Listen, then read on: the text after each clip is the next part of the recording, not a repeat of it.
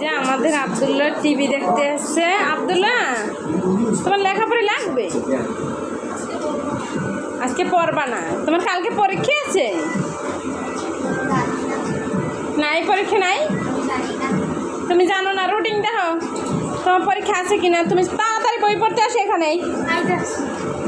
এখন আব্দুল্লাহ বই আনতে যাইতে আসছে।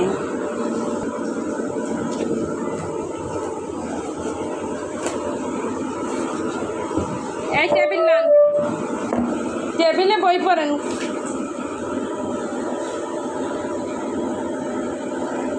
দেখছো আব্দুল্লাহ কত ভালো। আব্দুল্লাহ টিভি বন্ধ করে দিয়েছে, পড়তে পারছে। আর আমি না কোথায়? ওকে, দেখ আব্দুল্লাহ কত লক্ষ্য ছেলের মতন পড়তে আছে।